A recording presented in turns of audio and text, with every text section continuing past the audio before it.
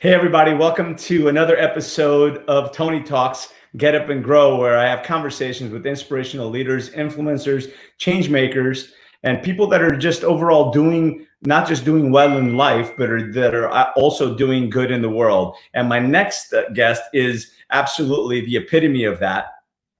He is in his own right super successful. He's a businessman. He's certainly a visionary. He's one of the people that I look at that is that visionary person. When you think visionary, this is the man. And I can't wait to share him with you again. This is the second time that he's been on the show with me, and I hope that he'll join me many other times as well. My friend, great friend, Sean Callagy is on with me. He's in the green room right now. Hopefully he's not eating all the snacks.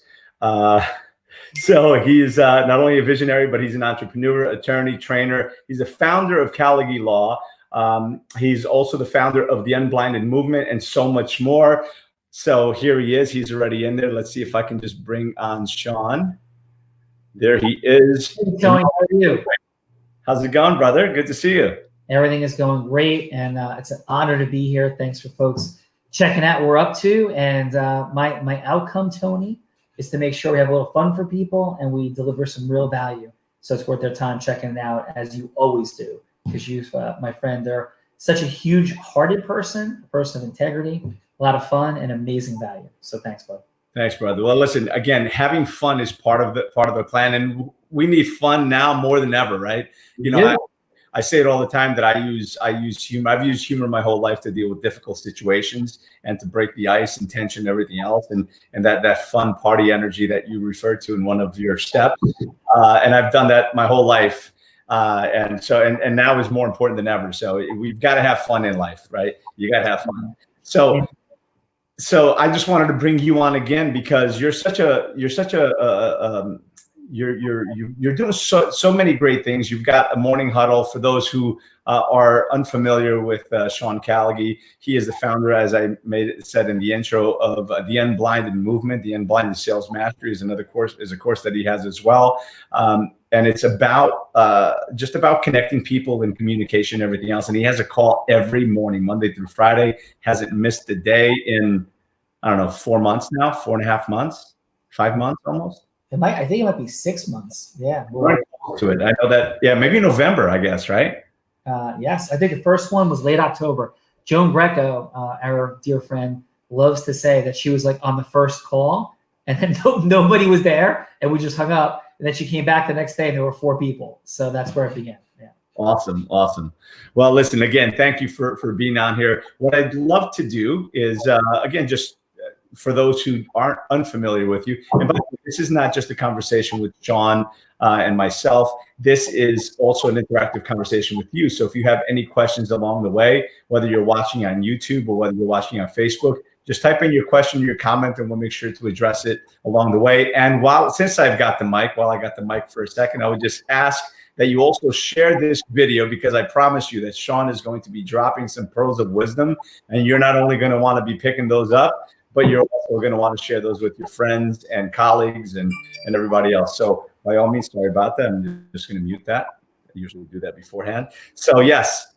So with that said, Sean, just tell us a little bit about you in a 3 minute, however long you want to take. Tell us a little bit about you, who you are, and we'll go from there. Yeah. So I'm becoming more and more efficient at sharing the background, maybe hit it from a bit of a different angle. So I'll start with the end in mind. I believe that influence is a superpower, and I believe that it works exponentially for people. And I discovered this after I realized that as a career athlete, 3-sport athlete in high school, was captain of the Columbia University baseball team. I share that for about 5 different reasons, but the primary reason I share it is that I had learned a model through athletics of gaining more access to mastery, had incredible mentors. But, huge but, Tony and everybody, the but was it's very different than, there's overlapping dynamics, but there's very unique distinctions in entrepreneurship, sales, and business building that you don't learn anything about in athletics. And quite frankly, it works the opposite of the way certain things do in athletics. So when I got my dream job, I realized as an attorney, because by the way, my athletic career was cut short. I'm legally blind today, and I had hoped to go on and play professionally. And my hereditary degenerative eye condition took that from me, but actually gave me the gift of everything else that happened in my life. So I realized that I wanted to create more money in less time with more magic. And I realized that influence, speaking, relationship creation, which I now call ecosystem merging, was the pathway to do exactly that. And in a nutshell, I quit my job, my dream job, at a very prominent law firm in New Jersey, one of New Jersey's finest, and started my own law firm on a credit card as the first person in my family, direct family line, to go to not only law school, but college. And what ended up happening was I did it as Tony, actually, and everybody, an experiment to see if personal development, the principles I was learning and assimilating to, actually worked. Leave that there. It did. I had 40 people working for me. I haven't heard of anybody before or since that built a law firm at that level. But I think the most significant access point for today, for how we get to today, is what upset me and frustrated me the most in the world, because I do love and care about people. I mean, I could drop a lightning bolt and some Zeus energy in terms of things I've learned and my competitiveness, but in my heart of hearts, I love people enormously. And I care about people's dreams and what's possible. Is that so many people tried to stop me, Tony, from taking courses, learning things, paying for coaching, paying for training. They made fun of it. They tried to make me feel guilty. They tried to make me feel afraid or scared. They ridiculed the people I was following and learning from. And for me, what was so sad about that wasn't just that I thought they were wrong. There was something that they were right about. And what they were right about was a lot of people didn't get the dreams and goals they wanted because I thought there's things missing in the process. There was parts of formulas and parts of structures in the ability to influence that wasn't present for people. And I believe there's these tiny little things that were extraordinarily important that people were blind to that created massive acceleration. So my life's work became about delivering that acceleration for people. And I have loads of examples and loads of credibility to share. I'll leave that for anybody who doubts to come check out my stuff. But the bottom line is I've created some really unique results, as many of you have as well. But I think there's a formula and a way to do it. And my life's work is to share those distinctions, the unblinded results formula, so people can gain more money in less time with more magic, because I watched so many brilliant, wonderful people not get what they wanted, give up on themselves and personal development for all the wrong reasons. So that's where I come to you today, Tony. That's awesome. Listen, I love that. There's a few quotes that I've used of yours along the way. I can't specifically, I was trying to think of the one that I prefer coming up with, but it'll come to me. And can I drop this? So one of the things I love saying, if you want to get a quote from me, is don't let me care more about your dreams than you do. Nobody should care more about your dreams than you do. So, and I think a lot of times when we lead, coach, train, inspire, I think a lot of times we genuinely care more about other people's dreams than they actually do. So care about your dreams more than anybody else does. Absolutely, because if you want people to believe in you, you've got to believe in yourself first, which actually leads me to a point.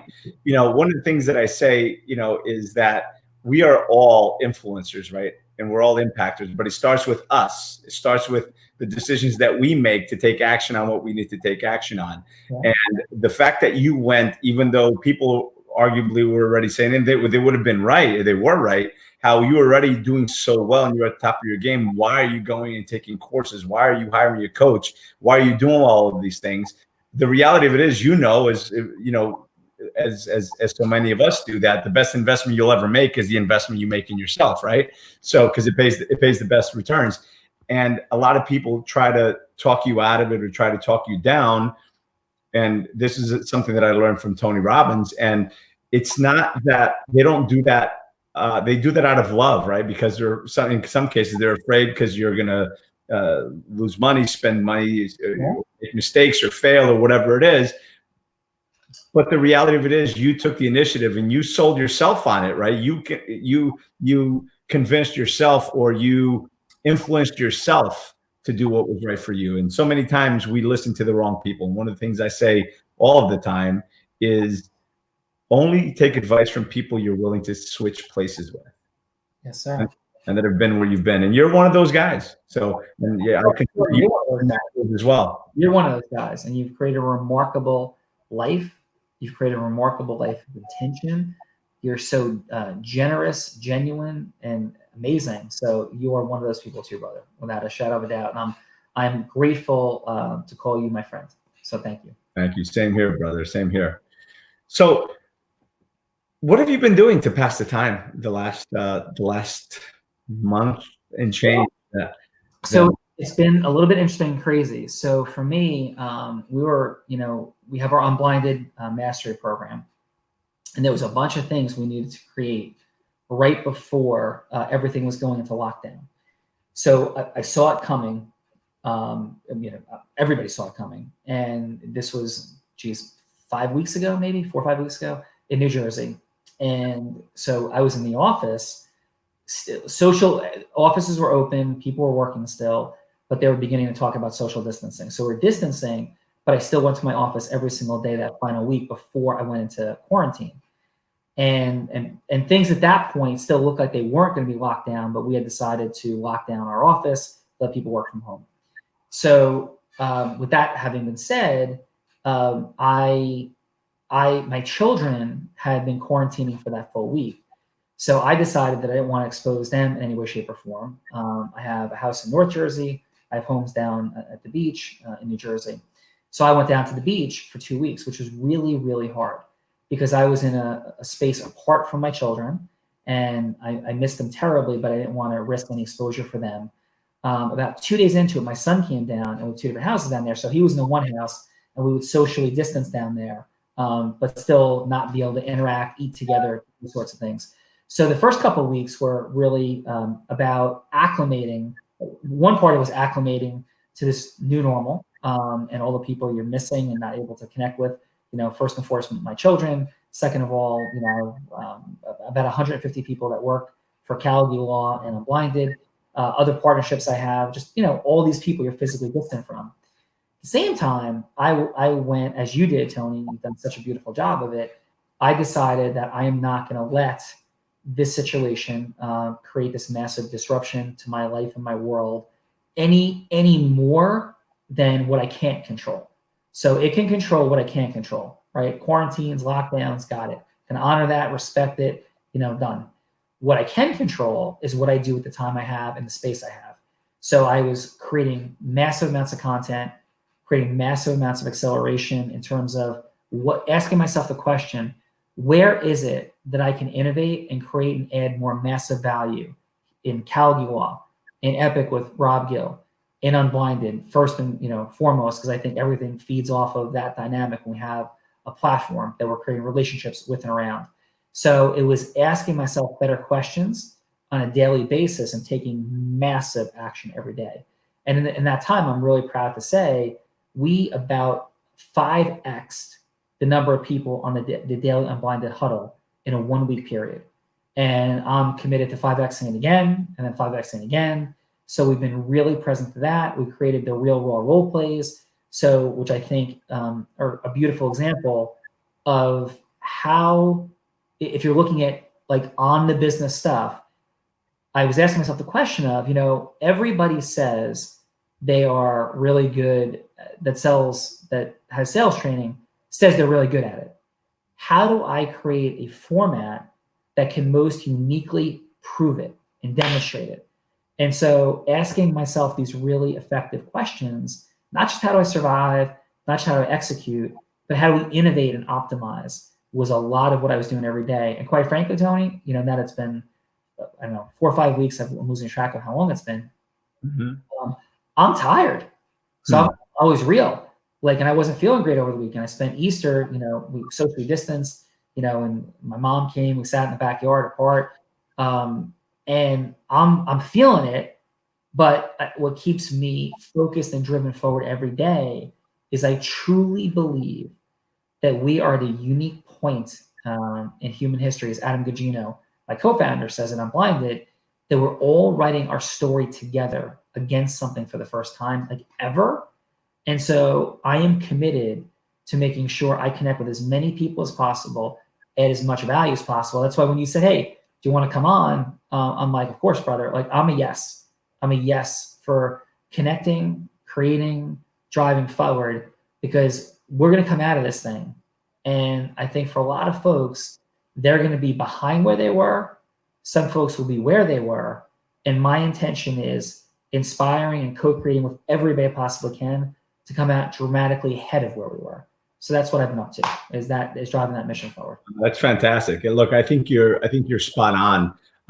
I think that when the engine starts to run again, it's going to roar. It's not just going to go slowly. We're not coming out of a recession. We're not coming out of some financial crisis. It is a financial crisis, but it's created by, the one thing that honestly is uniting all men, which is the common enemy, right? Men and women, obviously, but is a common enemy, which is this virus. So when they come up with the right cocktail of treatment, which is really what we're going to be looking at right now, right, to be able to combat it and fight it, when that comes out, and I think the machine's going to start running before that, but hopefully that comes out really soon, and this engine is just going to roar to life. And those who have been preparing, right, those who have sown the seeds, the proper seeds, are going to be able to start collecting their harvest a lot sooner than those who haven't even taken the seeds out of the bag, so to speak. So now's the time to prepare. So you've been doing that. And one of the reasons I wanted to have you on is, again, I've been listening to, by the way, these morning huddles. If you're watching this and you haven't been on the morning huddles, we'll put a link on the comments here so that you can see it. Jump on morning huddle. It's every day between 8:30 and 9 o'clock. And there's always something to learn, something to expand upon. You're bringing great people on each and every time. Last Friday you had Les Brown on. That was pretty wild. I was surprised I didn't get the memo that he was coming on, but that was pretty awesome. But you've got so many great people that are coming on. I know Joseph McClendon's been on. There's been so many people that are great people that you've had on there and continue to have on, and dropping so much value and content, because what the reality of it is, you can't see, there's a comment of, what I know, there's only one thing that I know. I know that I don't know what I don't know. Yes, right. And the same to be said is, I can't see what I can't see. Yes, sir. Right.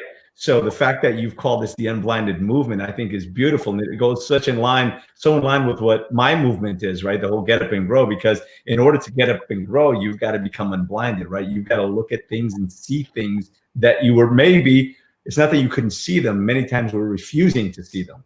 Yeah. So we're blind with that scotoma or whatever, whatever else is in your way. So it's when you decide at times to be unblinded and see what it is that you could not see before, we're refusing to see, so you can get up and grow. So you get unblinded. So it works. It's perfectly in line with what I'm doing as well. So I appreciate you being on here again, and everything that you're creating, that we're co-creating along the way. So can I ask you this question? So I love Get Up and Grow, right? And Dr. Dweck at Stanford, and there's an incredible TED talk about it, talks about the power of the growth mindset. And I think that's precisely what you're embodying. That's what we're looking to embody with Unblinded. And I think that there's still a lot of misunderstanding of even about what growth is about, personal development's about. And I'd love to ask you a couple questions if I could. Is that okay? Listen, that's what this is. That's why I love this. There's really no format. We've got an idea of what we're going to talk about, but not really. It's a free flow format. So by all means, I love this stuff. It's the interactive. And by the way, if you're watching, again, I'm going to encourage you to share it. Get onto YouTube or share the YouTube link if somebody doesn't have Facebook. And by the way, click subscribe on that while you're there. But share this with your friends, because this is about to get even better. So yeah, right, with that said, ask questions. What was it for you that truly created your commitment to a growth mindset? Actually, first, let me ask this: to Tony, what does a growth mindset mean? When you think growth mindset, what does that mean to you? It's where, what else could I learn? Because what a mutual friend of ours, Keith Cunningham, says, what don't I see? Right. So it's like when I was going to, and obviously now, I'm a lot further down the road with Tony Robbins as a trainer with him as well. But when I was going through the programs and I'd go to another one again, I'd go again, people would say, dude, you've already been 2 or 3 times. Why do you keep going? I said, because every time I go, I learn something new. He said, how's that possible? It's the same material. I says, yeah, but I'm different. I'm different every time I go. I'm in a different place emotionally, hopefully financially, spiritually, whatever. So it's like rereading that book and finding a new tip, finding a new tidbit. It's about finding the edge. It's about continuing to sharpen my tools, fill my bucket and sharpen my tools is what I would tell people. So the growth mindset is continuing to be better. There's always another level. There's always another level of understanding. There's always another level of listening, which I'm learning from you. There's another level of vision, which, you know, I learned from you as well. And it's just about going further than I was yesterday. Like, as the saying goes, my competition is who I was yesterday, because the better I get at whatever it is that I'm doing, whether it be communicating, whether it be sharing content, information, helping people invest or do whatever it is that they're doing, I'm going to be able to make more of an impact to the people that I touch and more of an impact on my family. And, you know, Les Brown said something the other day when he was on your show, on the Morning Huddle, and I actually made a meme of it. I made a quote on it and I posted. I don't know if you were able to see that one or not. And no, he said, I am behind, and I apologize to everybody and anybody that's commented. I'm a little behind my comments, and I'm putting a process in place to catch up. But no, what was it, Tony? Please tell me. I'm holding it up so I don't screw it up. I encourage everyone to live a life that will outlive you. Boom. Like, wow. That's what I want to do. I want to live a life that will outlive me. I want to be an example, not a freaking warning. No, brother, drop the mic on that. Drop the mic on that. And you know, and so can I ask this? So you have your life standing, right, for something that outlives you and be an example of what's possible. That's what you're talking about. And this beautiful growth mindset of always learning more, which I have a thought on that in a moment. But if I could share, ask this. How did you become, when was the time you truly became committed to a life of growth and never-ending growth? Like what was it, you know, not the beginning stages of whatever, but when did it click in, like growth means the never-ending path to like suppressing your ego, learning more stuff? Like when was that for you that it really set in? Tony, would you say? So I'm going to say that there's probably two pivotal moments, if I can share those. Yeah, please. First one, and I'll have to give you a little history of me. And again, I think I may have mentioned this once on social media. So at some point, I'm gonna have this conversation. So I was a shy kid growing up. Yes, believe it or not, I was a shy kid growing up. Had a handful of friends. You know, I didn't grow up. I immigrated to this country. My parents did when I was 6. So I had a rough childhood growing up. My father was one of those very heavy-handed European dads. So violence was a regular thing in my house. Unfortunately, I didn't get a lot of positive reinforcement. As a matter of fact, it was all negative. Instead of saying you can do it, I got the opposite. You're never going to amount to anything. You're not, you know, it was pretty contrary to what we want to do with our kids. Yeah. Of course, what I learned is how not to do that. I just want to share this. So really, I'm hearing you, and I'm sure there's massive benefits you turn into. At the same time, I'm sure it was incredibly painful at the time and scary, and maybe there's still pain there. I hope not. But if there is, you know, I am sorry for what occurred and whatever pain still exists. And I thank you for sharing it. I appreciate it, brother. Now, I've forgiven and I've moved past that. And like I said, there's learning in all of it, right? I mean, when you're going through it, it sucks. But then, you know what? I learned how not to be with my kids, right? I learned, you know, so there were benefits. There's always something, right? There's always learning in something. So at 16, let's just say I didn't want to be here. Can we just say it that way? Because yeah. And at the age of 18, I had a massive car accident on my birthday. So God's sense of humor, right? I was going to go, and then then he said, "Oh, you're gone." So I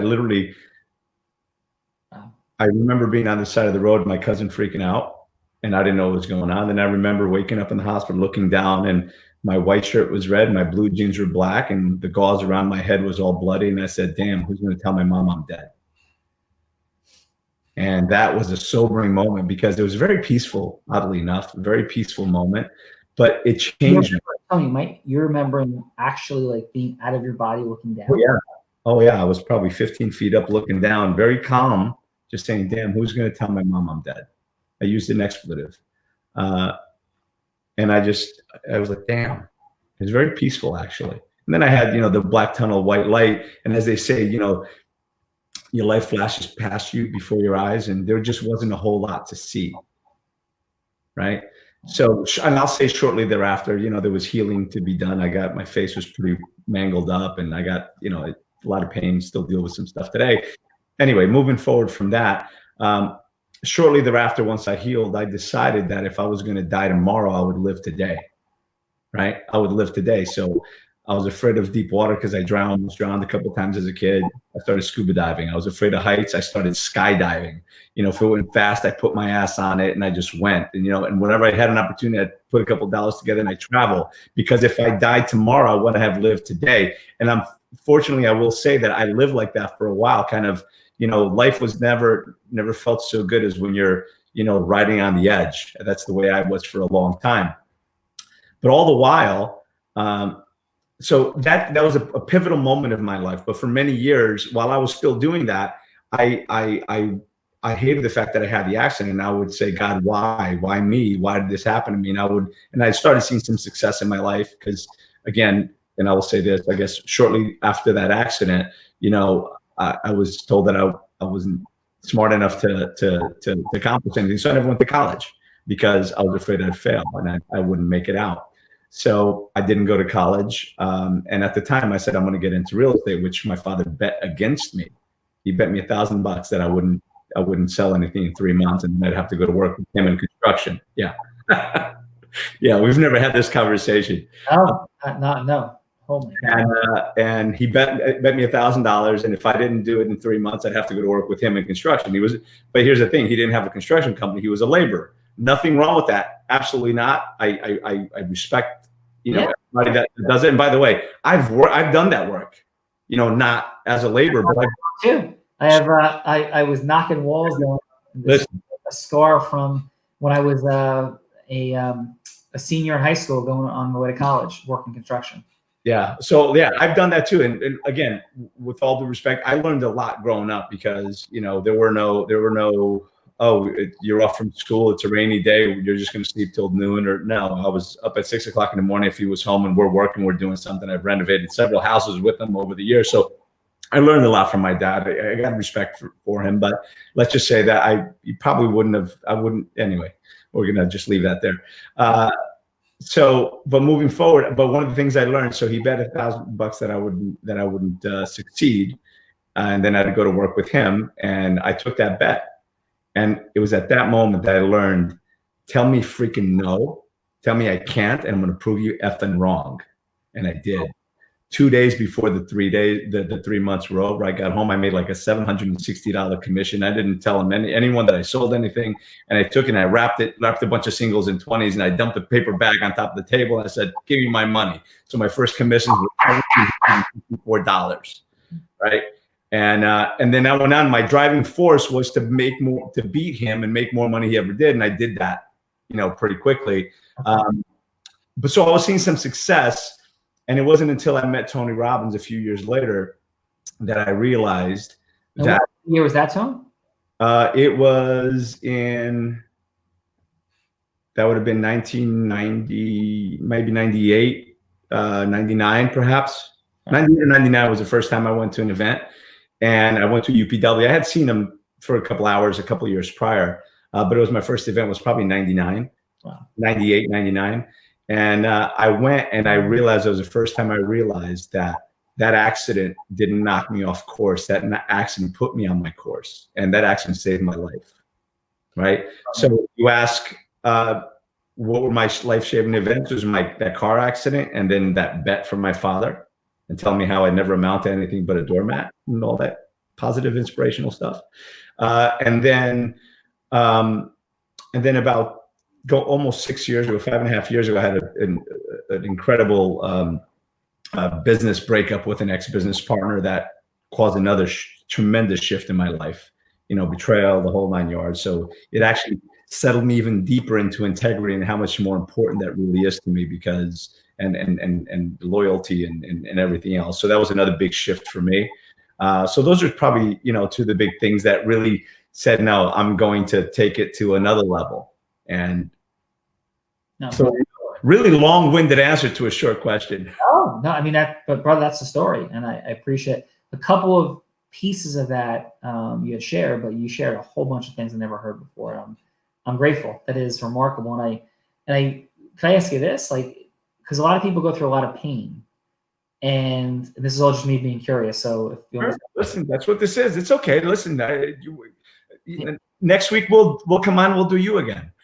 Yeah. Well, you could ask me anything, but I'm super intrigued by you. I'm learning from you. Sure. How did you? Because I've had some major sources of pain in my life. And how, when you think back now about your dad, and I don't want to pry, do you think, like, are you motivated now positively, or is still something that, because you mentioned like this, like, F you pain, I'm going to make more money than you did because you bet against me. Like, what vibrates for you when you think about your dad now? Even if you've forgiven, like, how does that?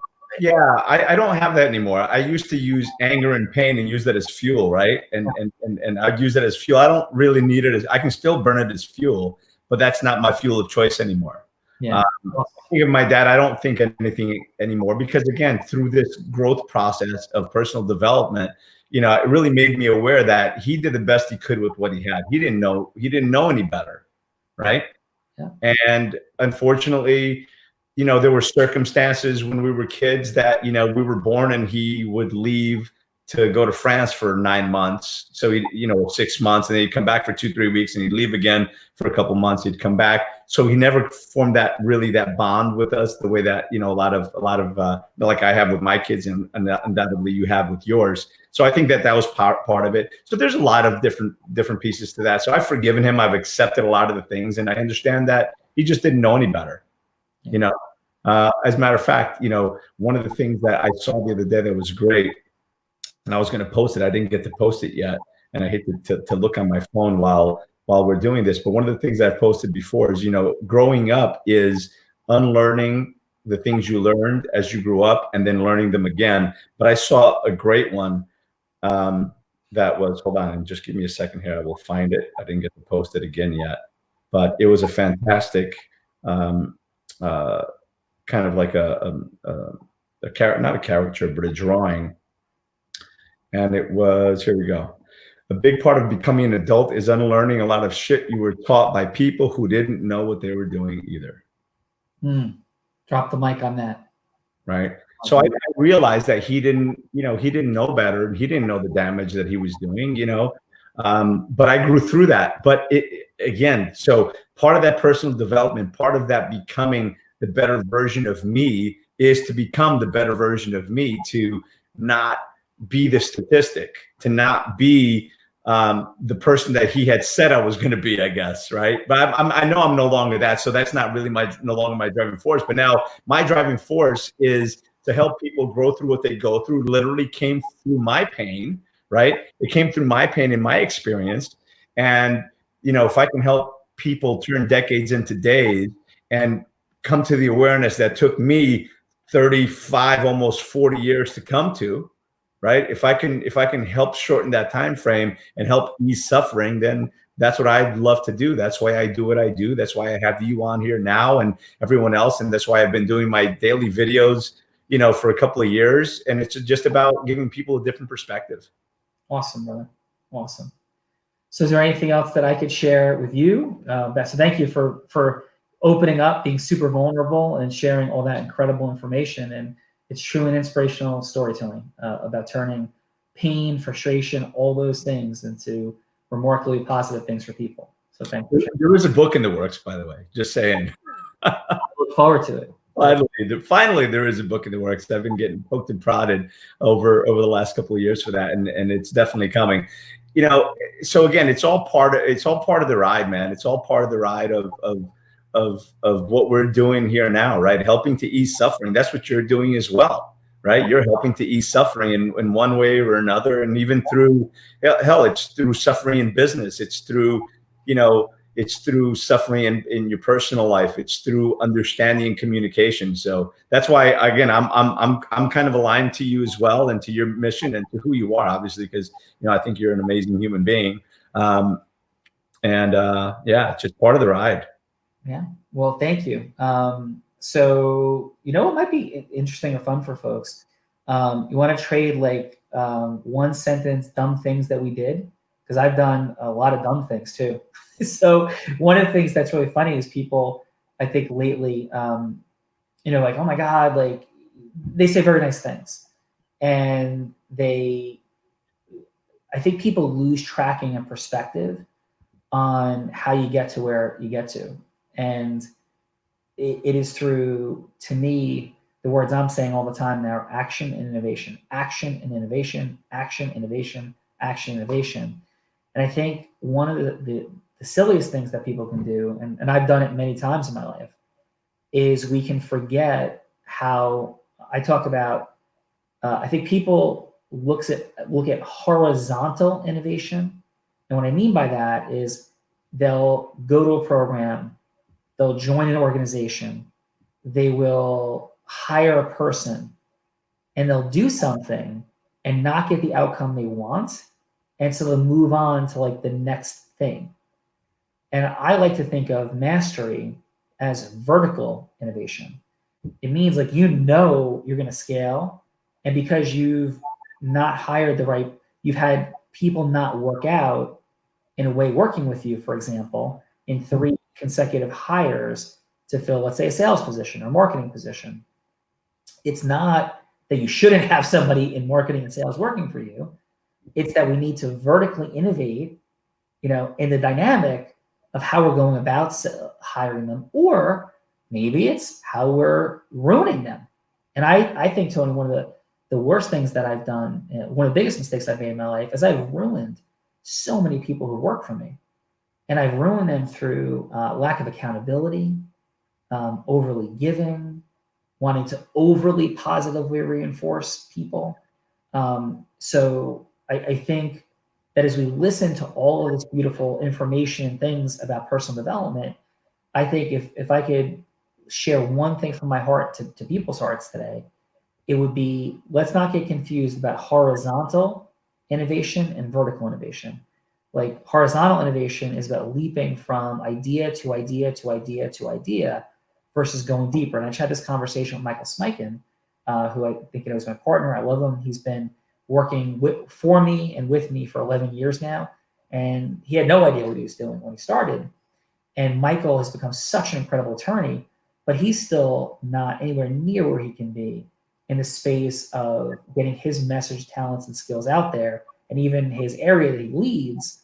And so we talk about it as, Michael, stop having like the idea of the week and start going deeper and saying it's about building a stage and a microphone, a platform, and then asking yourself how you expand that platform, where you take that platform. And you know what, Tony, I saw a lot of him like, oh, I'm going to go to this organization or that organization or this organization, as opposed to realizing how that's all integrating into one thing with a foundational platform. So that's an example of a story. And now he's beginning to do that and create acceleration.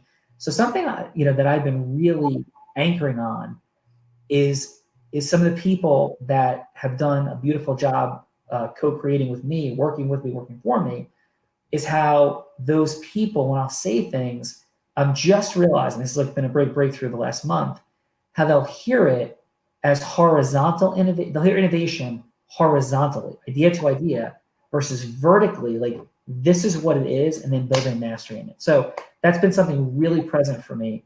And also the idea of holding them accountable to it and or having structures to hold people accountable, because I've realized that lack of accountability has often led to otherwise good people that might have worked out, not working out. And I'm always looking to take more and more responsibility for that. So I don't know, any thoughts on any of that? So I'm going to come back to that. So yes, but I want to acknowledge that Amanda is asking a few questions. So we're going to go to that. But before we go to Amanda's question, I'm just going to ask you this, and I'm going to, on that, you said something, because, we're learning to listen better, right? Yeah. 5D listening. That's So right. you said that you've ruined several people that you had that worked for you. Now, I would just encourage you. I would encourage you to maybe change the words behind that, because you didn't ruin them. They just it just didn't work out, and they learned, without a doubt, they learned something from that experience. Just like I learned from terrible experiences growing up, or I learned from experiences that where, and I'm not saying that it was a terrible experience, by the way, working there, but your words of I ruined them, if you can just say that it didn't work out or it wasn't optimal, or thank you for that access, Tony. I completely agree, brother. So thank you for that access. I think sometimes it's a delicate balance. I'll try to put a little bit more pain leverage on a scenario so I don't duplicate it in the future. But I agree. We have to be careful of how we put weight on those things and how we language things. So thank you. And I'm all about taking responsibility, but also don't take on more than what you should. Thank you. I appreciate it. Because that's important too, because so many times we get weighed down with taking on more stuff than we should be, right? And I know that I do that as well, because you're in that way, you're that way as well. I want to say that you're like a bit of an empath as well, and and you've got that going on. So sometimes we wind up carrying a lot more stuff that we shouldn't, that isn't ours to carry. Brother, right? Amen. Thank you for reminding me, because probably the greatest growth area of my life to this day continues to be taking on more responsibility and still some caretaking dynamics and boundaries. So thank you for reminding me. I appreciate that. Awesome. So now we're going to go, and we'll go to that one line or one sentence game in a minute. But Amanda, and I think you may have already touched on this, Amanda's saying is what is one area of growth that you're working on during this time? And I know we spoke about it briefly. Was there anything beyond expanding Unblinded and the formula and is there anything that you're working on right now? Amanda, thank you. The biggest thing I am focused on is accountability and process mastery, which I will define as a lot of times folks in that are working with me, and or for me, are so beautifully wanting to say, hey, Sean, you do what you do, and we got this. And what I realize is that's a beautiful sentiment, and they're wonderful people. At times, though, my mastery skill sets in the space of innovation is missed. So what I've been working on is connecting with my leadership on a little bit deeper level than normal, in the space of making sure I'm checking in on vision, innovation, action, and so I'm more checked in on innovation now, and that's what I'm finding, that right balance where in the past, Amanda, it would frustrate me. And I go, well, this is what they're there for. They're supposed to be taking care of this, and that's why I'm paying them, and it's frustrating. And so I'm really checking in on like making sure that I'm realizing that, hey, this is all a choice for me. Like what I'm doing, right? It's a choice for all of us. And I'm choosing to make sure that I touch these processes with my innovation skill sets to make sure we even optimize it further. So that's a big area I've been really confronting. And I've added, I've added an extra hour meetings every morning, starting earlier, to make sure I get to touch all that in a real way. So that's a great question. Thank you, Amanda. Awesome. She followed it up with, and you answered it, what's the one goal you're working with currently? So you already hit that with that same answer. The other question she has is, what words hold the most meaning for you? Wow, Amanda. So, and just touching the goal right now is to, as massively, really, it's to enable influencing influencers to merge ecosystems to make the world a greater place. And I have a bunch of specific sub-outcomes to actualize that. So thank you. And what was the question? What words mean? And by the way, Anthony Pinto jumps on and says, morning huddles rock. I agree with you, Anthony, just saying. And before I ask you that, Amanda's question, she made another comment that I think would probably fit in better before that. I absolutely love it. I'm right there with you, creating accountability systems and processes in all areas of my personal and professional life. Do you hit roadblocks? If so, how do you push your innovative side?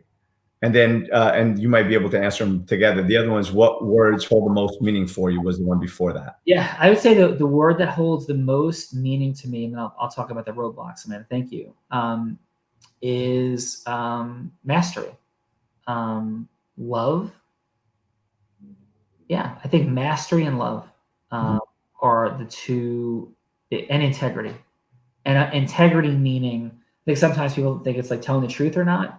I think like the integrity of alignment, like things being connected and moving together forward. I think things are out of integrity if they're out of alignment. So it doesn't have to mean somebody's lying, but you just got to be real with yourself about alignment and acceleration. And for me, roadblocks and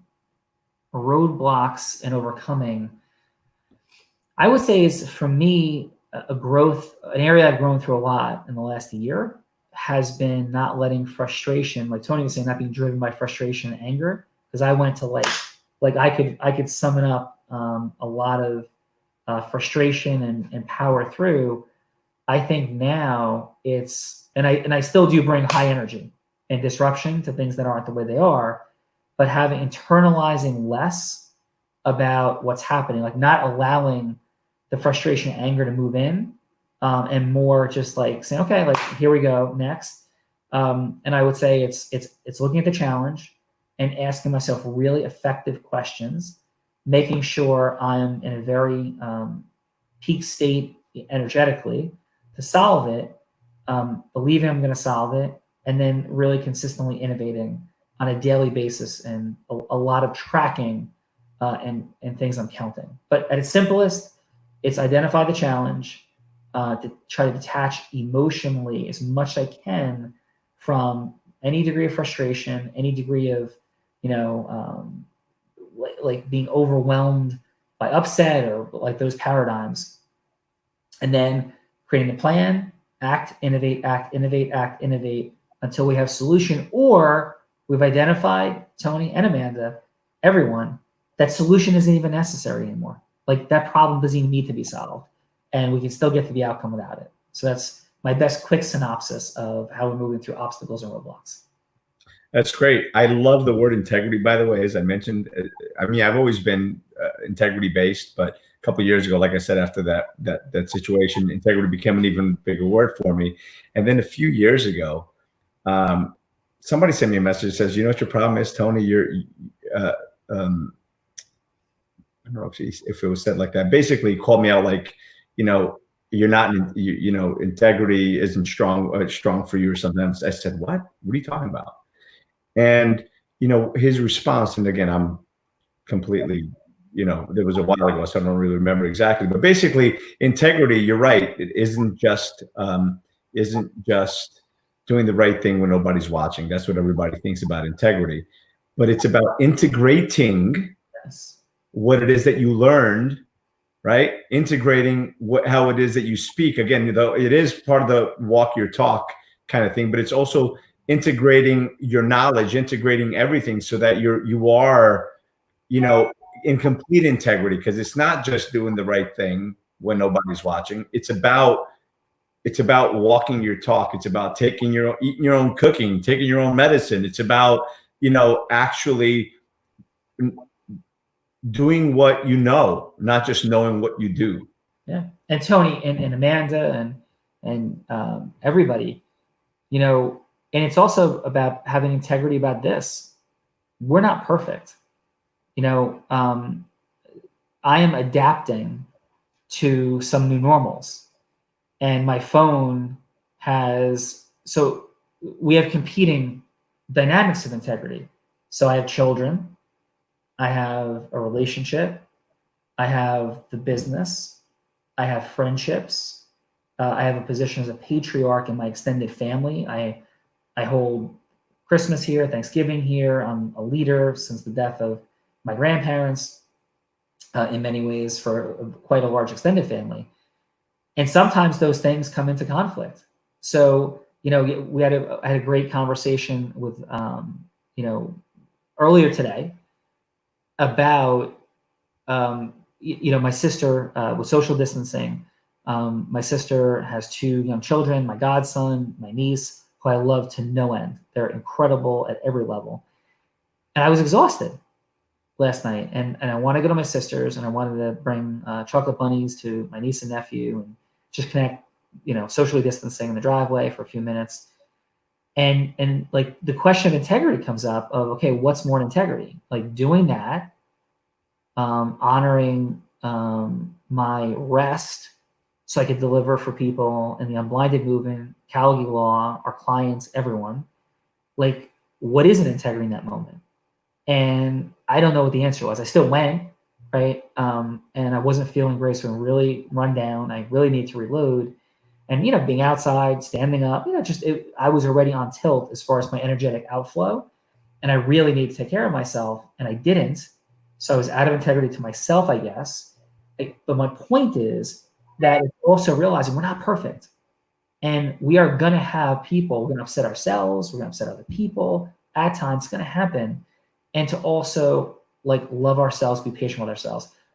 We're going to develop people that don't like us. We're going to develop people who decide that what we're doing, if it's not what they would desire, that we're wrong for it, and it's coming to accept the imperfection also of some of these dynamics of integrity has been another piece of my journey. Because as a person that wants to make people happy, wants to please people, sometimes we're not going to. And if we're creating acceleration in our life, things are going to come into some conflict. And it's being okay with reconstituting processes to figure that all out. Does that make sense, Tony? Makes a ton of sense. I'm just going to jump in and say that Amanda also adds integrity to me is also about a moral compass. Absolutely on point, which leads into my comment that I'm going to make again for you with what you just said. Again, listening a little deeper, I think that you are completely in integrity by going to do that for your niece and nephew, because life is about balance. Life is about taking care of you and your energy and your soul and filling your cup, right? Because I say it all the time that, because, they say, well, you can't pour from an empty cup. The reality, the sad reality is you can. But what comes out is your physical, mental, and emotional health. Mm. So we got to stop doing that. And I know that you're one of those guys that does that as well, just like I do. Yeah. Right. So what you were doing with going and smiling and making your nieces and nephews smile was you were filling your cup so that you had something to pour that wasn't just the other three things. So you were in integrity. Don't ever doubt when you're doing things that feed your soul and warm your heart. It doesn't matter. You are in integrity, because you know what? You can't be everything to all people, which, by the way, reminds me of the line that I quote you on a lot, right? It's funny how it all came together, right? Yeah. If everybody loves you, you're doing something wrong. And I'm like, what? Sure. You explain that? I'm like, freaking genius. Yeah. So it ties in perfectly with your story, by the way. So go ahead. Yeah. Listen, when I decided to buy my first beach house, my grandmother, who I loved to no end, tried to discourage me and was upset and frustrated and told me I was crazy, right? When I quit my job at the major law firm, a whole bunch of people told me I was nuts. When I bought Awaken the Giant Within by Tony Robbins, I wrote 5 of my closest friends in the world a letter about how this changed my life and how I wanted to share it with them. This is 1997. And them to come on this journey of intentionally creating our lives and our futures. And a couple of them laughed at me, and it hurt, and every time I talk about this personal development nonsense. So, and I could tell you 1,000 more stories. In fact, a story that I will share in much more detail someday was one of the most painful things that ever happened in my life. I had somebody I loved and cared about a ton. And as Unblinded was coming up, they started acting more and more unkindly towards me as the inversion was coming up. And it got so crazy, the things that were said, and so painful. And it was another example, though, and I'm not going to make up all the reasons. I don't know all the reasons. I can't understand all the reasons. But it has not been unfamiliar to me as I've stepped into the next, place. Whether that was all the way back, Tony, a simple story, and I got an apology 25 years later for this, that when I moved to the new town, there was, I moved to Emerson, the town I went to high school in. My children go to high school. I love it there. It's such a part of my life and all the great coaches and mentors. I had this young man who I was really nice to, was really kind to, and he was so mean to me. And just really was always we were all in the same circles, we played sports together. And just towards me, there's this edge. There's always this edge.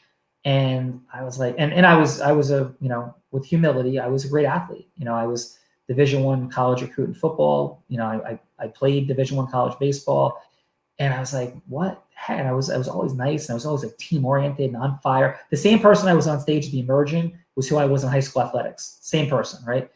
And 25 years later, you know what he told me? He said, listen, I'm sorry. He goes, you took my place. You know, I was the fastest kid, then you were the fastest kid.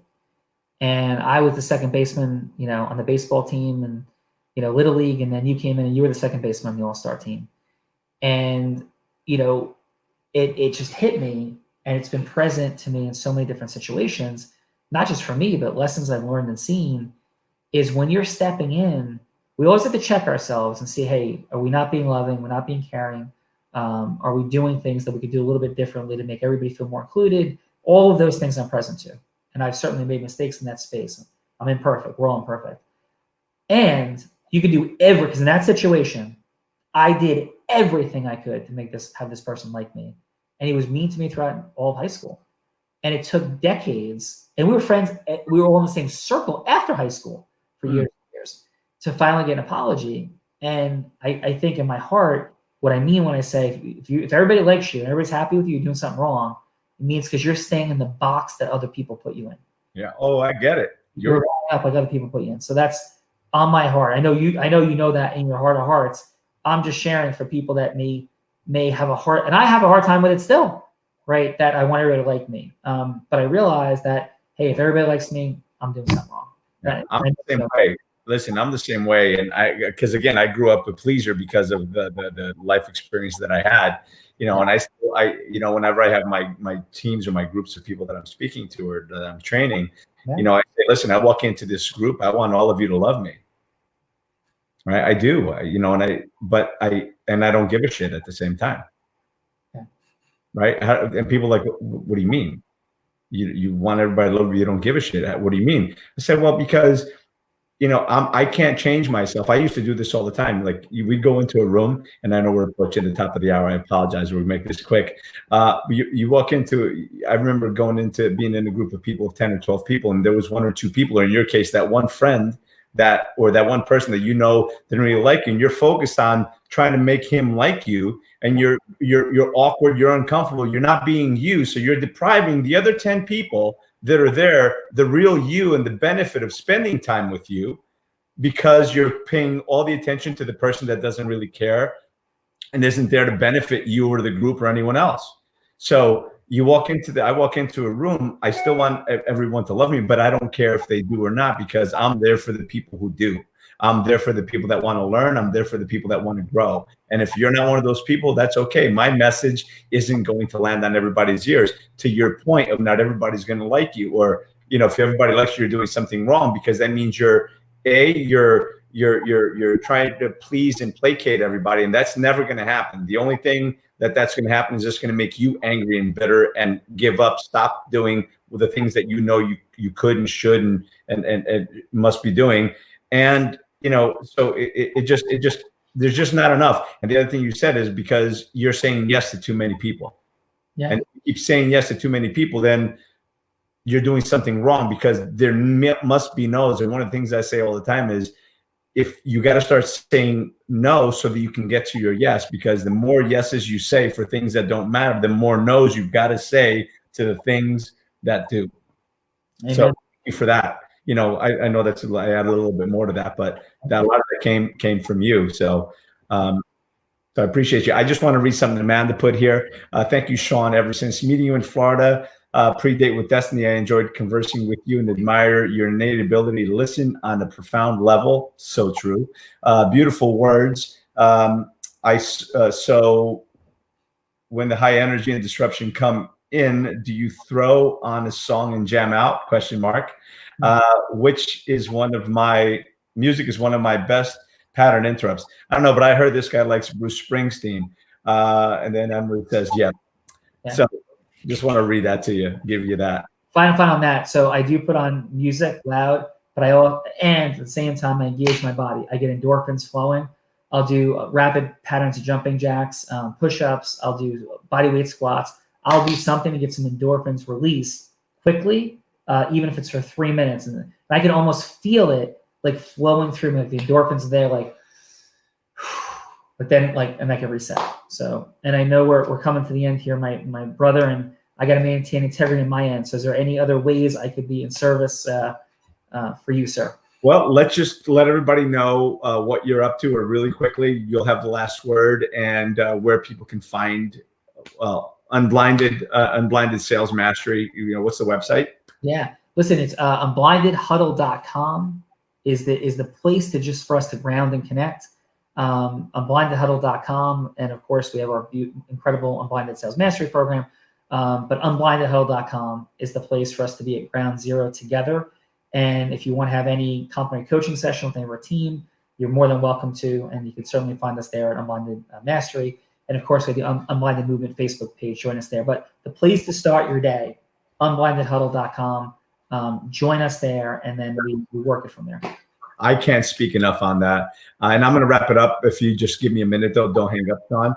So yeah, everybody, join us on those morning huddles. They are invaluable. And by the way, there's no charge for them, by the way. You come in, you join, you listen, you stay as long as you want, and you exit, invite people. It's really a great place, a great way to start your day with high energy and information and knowledge that you don't get in many other places, not in the way that it's delivered. So join us on unblindedhuddle.com.